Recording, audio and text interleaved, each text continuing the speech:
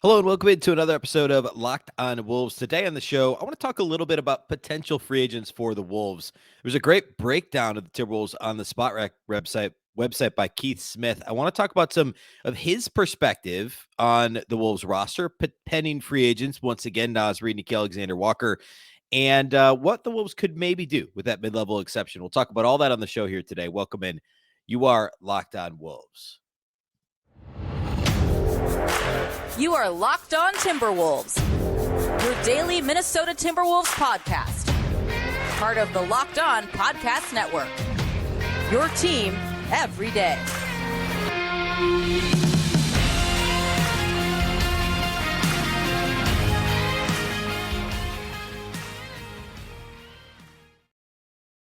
Hello and welcome to the Locked On Wolves podcast, part of the Locked On Podcast Network, your team every day. My name is Ben Beecken. I'm the host of Locked On Wolves. Today's episode is brought to you by our friends at Prize Picks.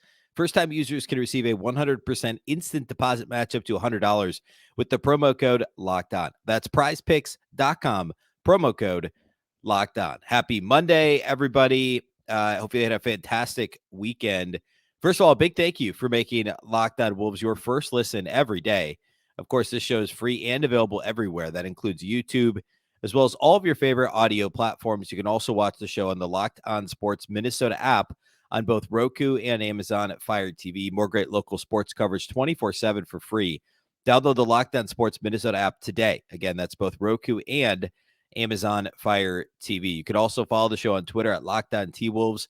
And also at my account, which is at Beecken. That's with two B's, two E's, CKEN.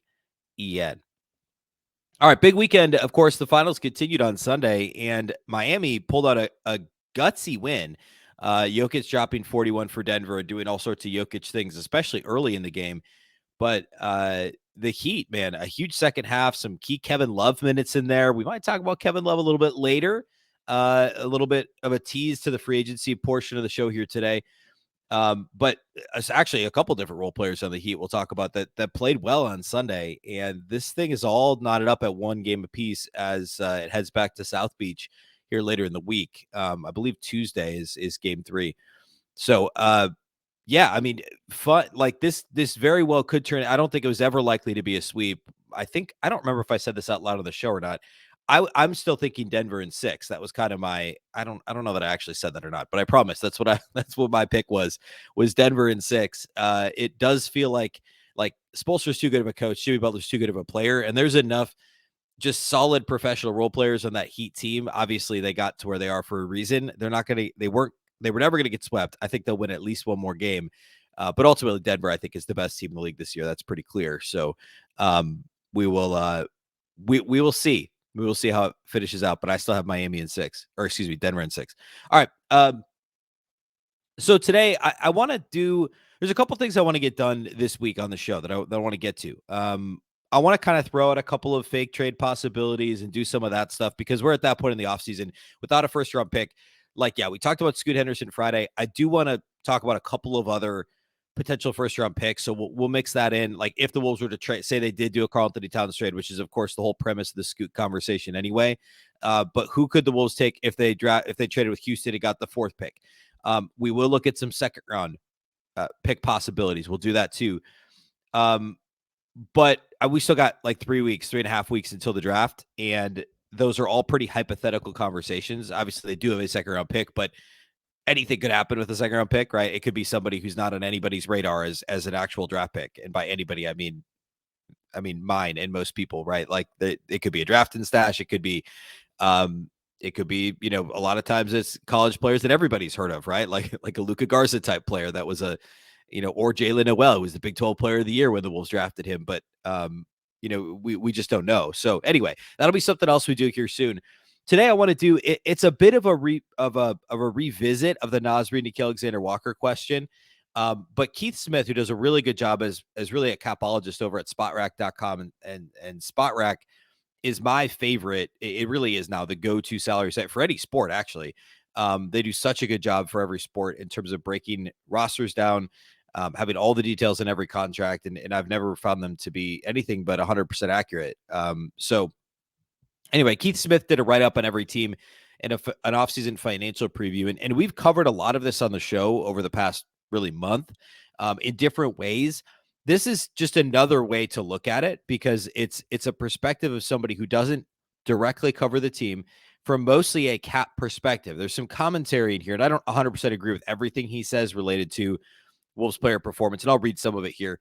But I think it's an interesting perspective related to the Wolves' two free agents with the biggest question mark, right? So Nickeil Alexander-Walker and Naz Reid, because it's possible the Wolves could bring both back. We've talked about that ad nauseum on the show. It's possible they could both walk.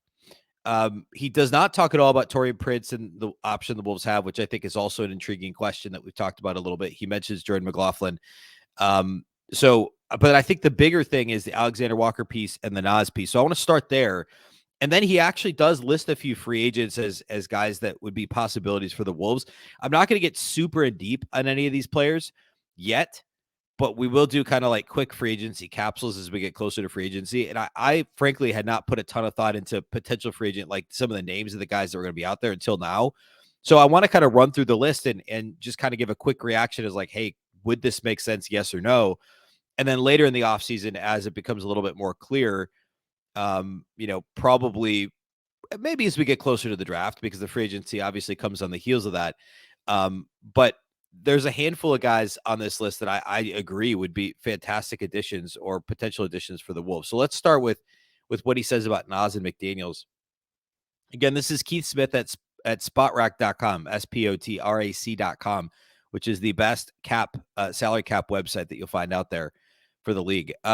So he talks about how the Wolves essentially they have to remake themselves remake their depth on the fly.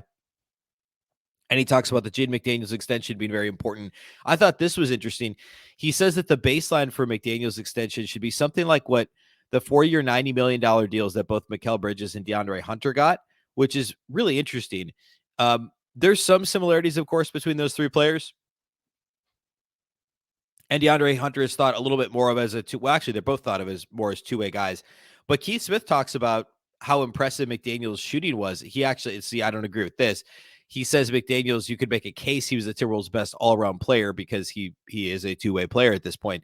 As somebody who watched every single minute McDaniels played this year, we know that offensively it was much more of a mixed bag. The shooting was fantastic, but as we talked about in the player review, like the decision making was better and the catch and shoot was better, but the consistency still needs to improve quite a bit. And I wouldn't say he was the best all-around player, but he was certainly not A- on offense, which he had been the previous 3 years of his career. So, or the previous 2 years of his career before this last one. So, the point is taken there. And the 4-year, $90 million, that's not bad, right? Like that feels about right for Jaden McDaniels. And he says he also says it wouldn't be a surprise to see McDaniels get even more given where the salary cap is headed over the life of his extension. So the Wolves could be thinking, or McDaniels and his agent are thinking ahead, saying, okay, we need more than just 90 over 4 years. This thing needs to ramp up as the cap ramps up. Then he goes on to talking about free agents. So he says, after they take care of extending their young players, Minnesota needs to turn to rebuilding some of their depth. It's not likely that both Jalen Noel and Naz Reid will be back. Noel seems stuck behind Edwards on the wing, and they aren't a great pairing together. He'll probably move on for a bigger role elsewhere. I agree 100%. Next, he says that could be the same issue for Reid. He's a good player, but he's behind both Gobert and Towns for front court minutes in Minnesota. The Wolves also have to be careful in how much they invest in a backup big man, given the rising costs for the rest of the roster. Reid may just have more money and more minutes available to him with another team. All right. That is effectively what I've been saying for the last month, just in like 3 sentences, like a better summary or a quick, maybe not better, a quick summary of what I've been saying. Naz Reid's great. He's a very good player. He's best cast as a third big, especially when you have 2 All-NBA centers in Rudy Gobert and Karl-Anthony Towns on your roster. Given the pending extensions for Jaden McDaniels and Anthony Edwards, Towns Supermax kicking in next summer, and as I've said before, the question about whether or not you trade Towns in part because of that ramp up in his salary. And from a minutes perspective, when everyone's healthy, does he ever play more than 20 minutes a game? Be careful with the Naz Reid extension. And I go back to Howard Beck saying he'll get $15 million a year. I know some people locally are still saying it could be more like 12.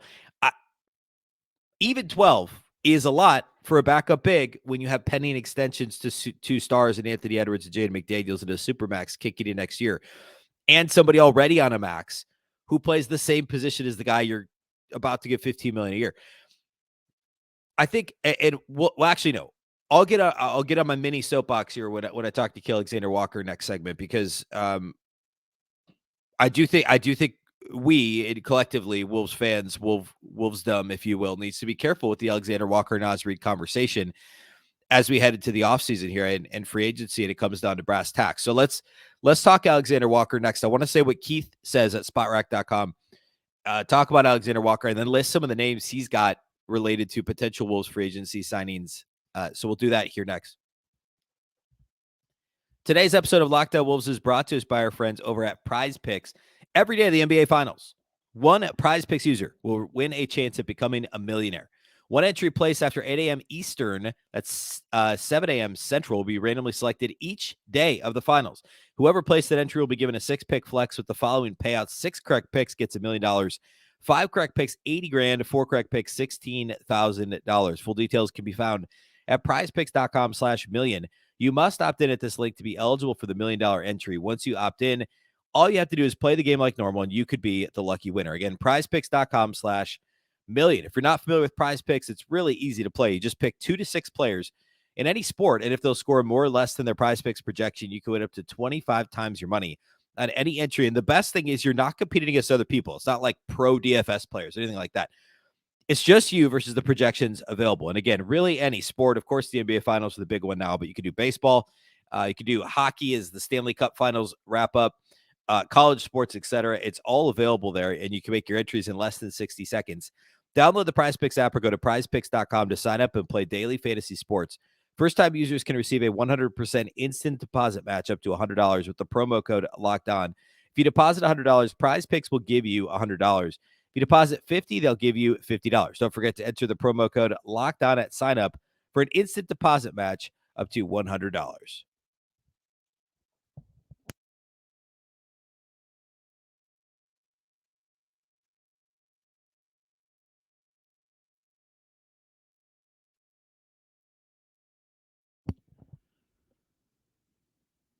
All right, every day as a reminder, we'll be back, of course, all week long, Monday through Friday. This show will be daily through the month of July. So you got another 2 months of daily shows before we scale it back just a little bit leading into, well, I guess really it's just for August and part of September. So daily, and like I said at the top of the show, we're going to do a lot of hypothetical trade talk. We're going to do a lot of hypothetical draft talk in the next few weeks. Looking to have a couple of fun guests on as well to kind of break down some of that. Potentially a draft analyst, maybe some other crossovers related to Towns trades as we did last week with Locked On Warriors, and then, some others too. So stay tuned for all of that here moving forward. All right. So Keith Smith, the other thing that he says, let's see here. The other thing that he says about Nickeil Alexander Walker, or about Wolves free agency. So he says that basically Naz may end up with more minutes and dollars than another team. Then he says the other two main free agents are Alexander Walker and Austin Rivers. If Rivers wants to come back for the minimum, there's probably a spot for him. Yeah, I'd agree with that. I said that before, like give or take. I mean, he's going to get the minimum. Somebody's going to get that spot, right? It might be Rivers. It might be someone else.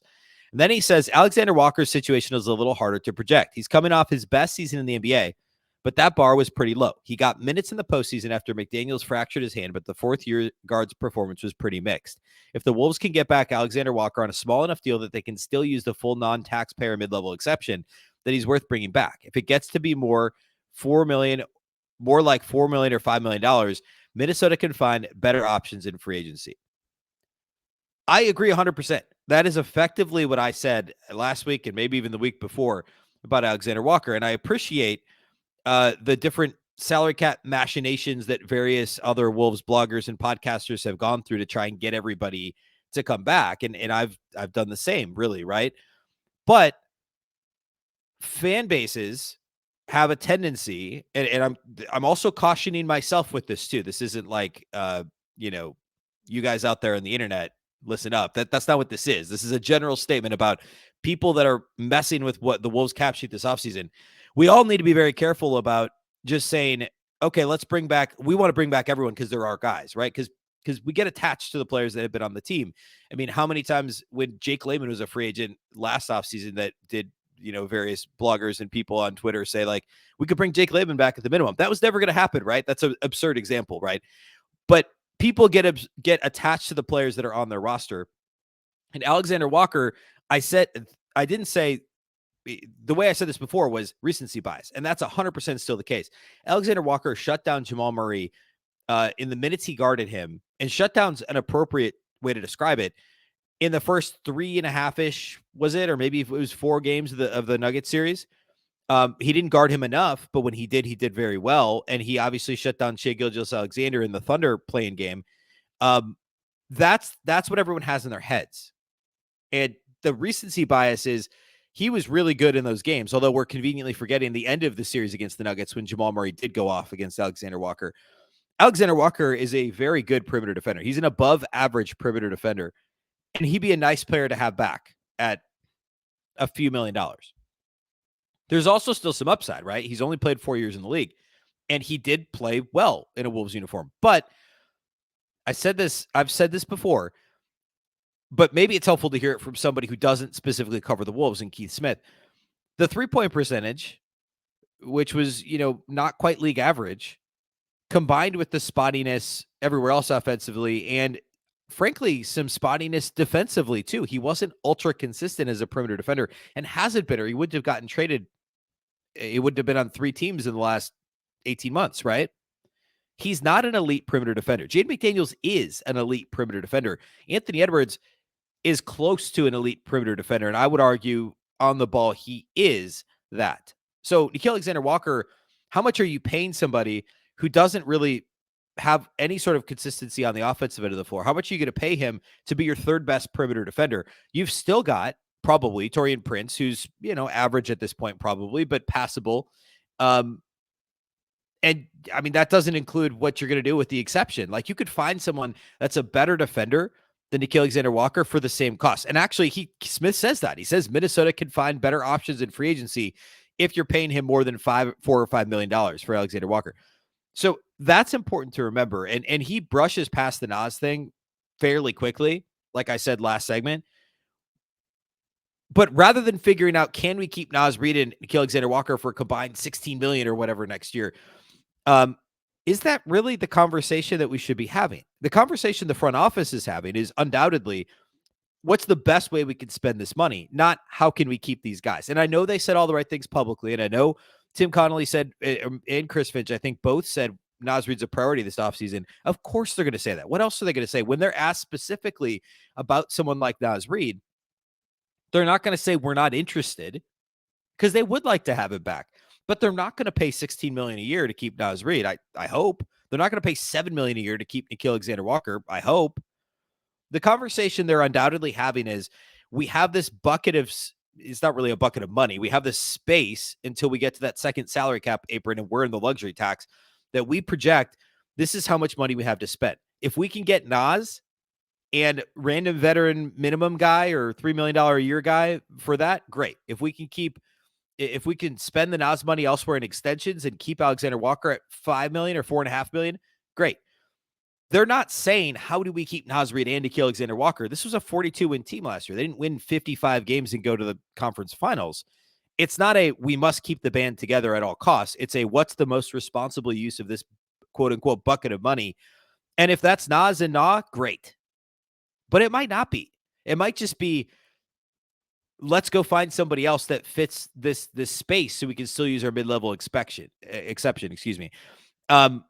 And that to me is something that's really important to remember, because it's a different mindset in the front office. And now, I'm not saying that front offices are immune to this, like, let's keep our guys, because it does happen all the time, right? Like we must keep our guys, but you shouldn't have to overpay to keep, like Naz Reid, like Keith Smith says, he's going to get more money and more opportunity somewhere else.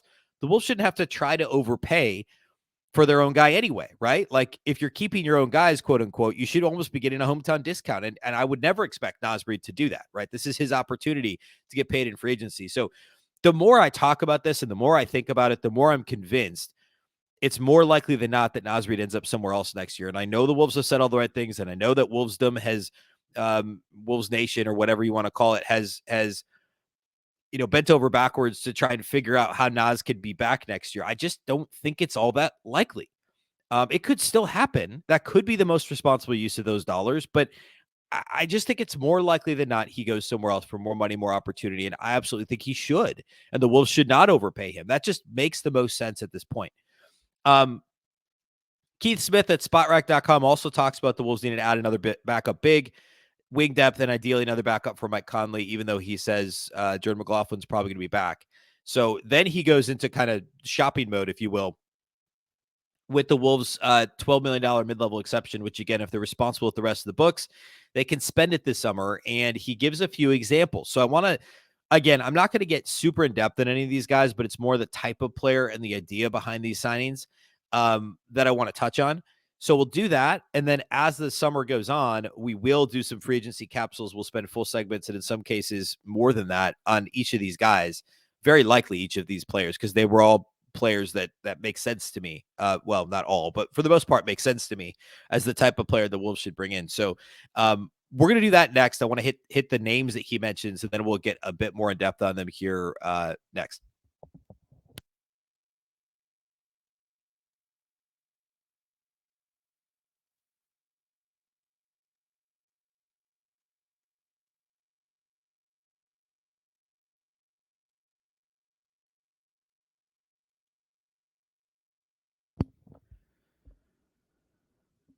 All right. So again, we've been pretty concerned with keeping the Wolves' own free agents, and I haven't spent a lot of time talking about other potential free agents. There's also a lot of variables here too, right? Like there's there's guys with options, there's guys with non-guaranteed deals, there's guys that are still playing in the playoffs. In fact, I'm about to mention like 3 guys that are currently playing in the finals.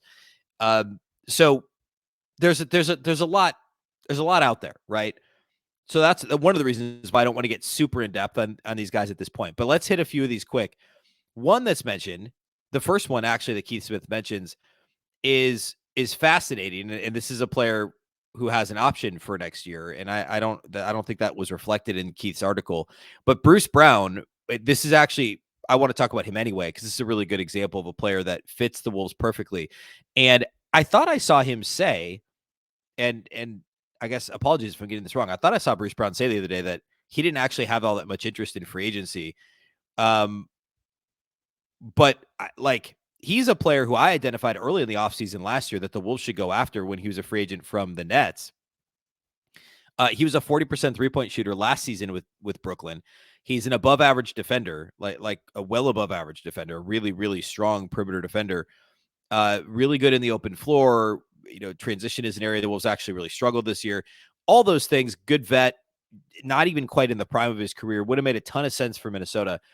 And he went to Denver, understandably so. I'm sure the Wolves were interested. I'm sure they were interested. He went to Denver on a 2-year deal, $6.5 million this year. There's an option for 6.8 next year. I would imagine he opts out simply because based on what he did this year, he's going to get more than 6.8 on the free agent in the free agent market. Now, it's not a bad number, and he would still only be 27 the following summer when he hits the free agency market again. But especially if they win the finals, it's kind of like a strike while the iron is hot. Like you might as well test the market, get more money now while I can. And there's the whole what if on the player side, right? What if he gets hurt next year? That whole thing. So Keith may be right. He may hit the open market, but he's the perfect example of the type of player that would fit the Wolves perfectly. He could basically play positions 1 through 3. He's undersized to play the 3, and the Wolves probably wouldn't play him there. And maybe the one hesitation would be he's effectively your Anthony Edwards backup, but he needs to play. He played 28 and a half minutes a game this year for Denver. He's got to play something in the mid-20s, right? So I think probably they would mess around with playing him at the 2 and Ant at the 1. When Conley's off the floor, they'd play Brown at the 3 a little. You'd find a way to get 26 minutes a game or something for Bruce Brown.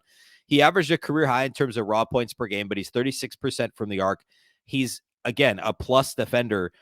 He also ran a bit of offense this year, which he did way back earlier in his career. He actually ran a lot of point guard, but he had a 60% assist rate, which was the second highest of his career, and also shot more threes per game, and the 3-point rate in general was much higher than at any other point in his career. So a perfect fit in so many ways for the Wolves. He would take up the majority of that exception. I'm pretty confident that if he hits the open market, you're talking 8, 9, 10 million for Bruce Brown. You're not talking 6.5 million like he's getting paid this year. So I like Bruce Brown a ton. I think he would be a perfect fit. We saw how much he hurt Minnesota in transition defensively, but he would be an absolute perfect fit in Minnesota. I don't have my fingers crossed for that, because I think if he leaves, he goes right back to Denver on a bigger deal, or he goes somewhere else for more money, more opportunity. But that would be an option.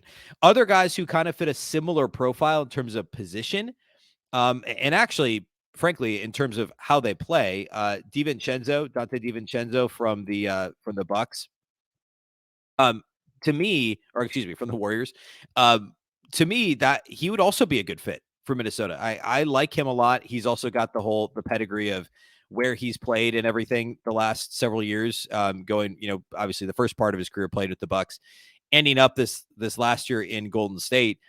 And it's the kind of the same deal with Bruce Brown. Like he could, same but different, right? He doesn't quite have the size or defensive game. I guess he's similar size to Bruce Brown. The defensive game isn't quite the same, but he's an effective perimeter defender.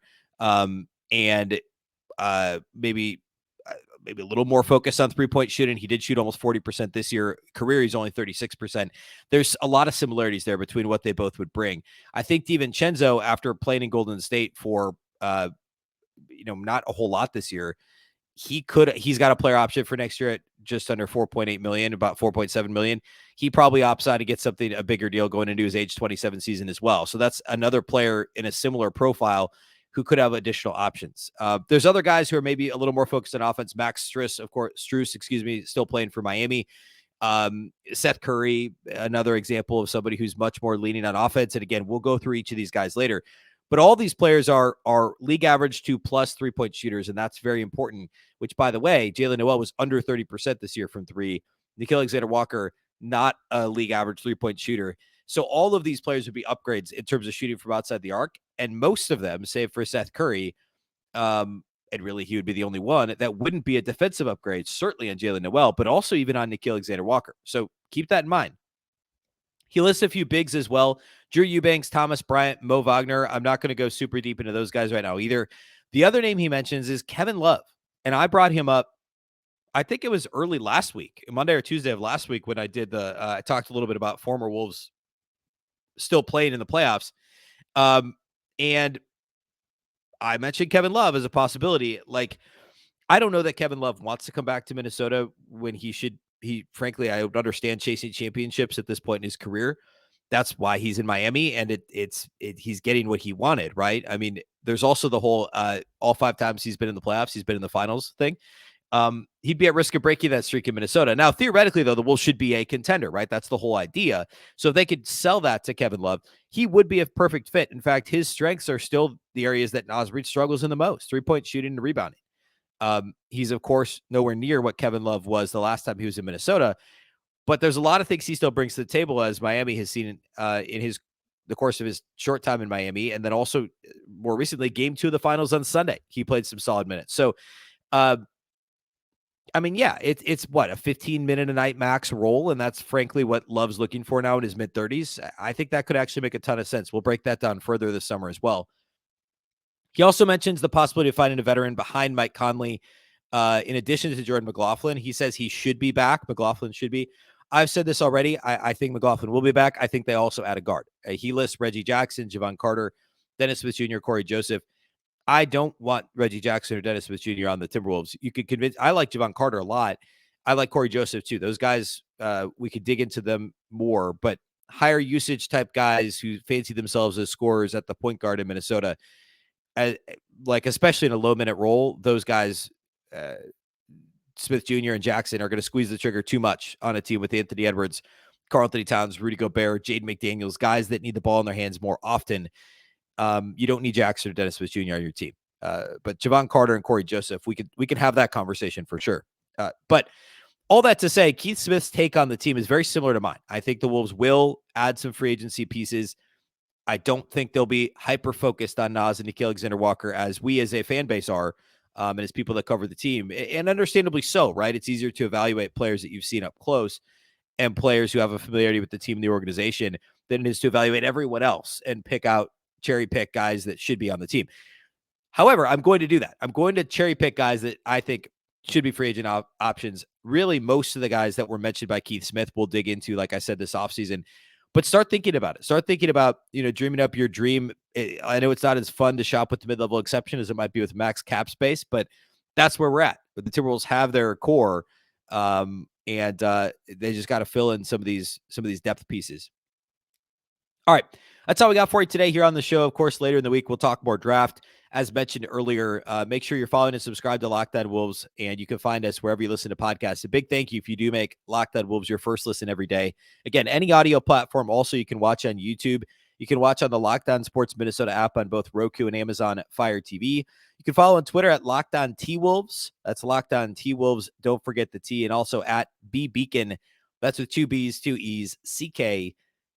Of course, the Locked On Wolves podcast is part of the Locked On Podcast Network. Remember, the Locked On Network is your local experts on all the biggest stories. Once again, I'm Ben Beecken. This is the Locked On Wolves podcast, and we'll catch you next time.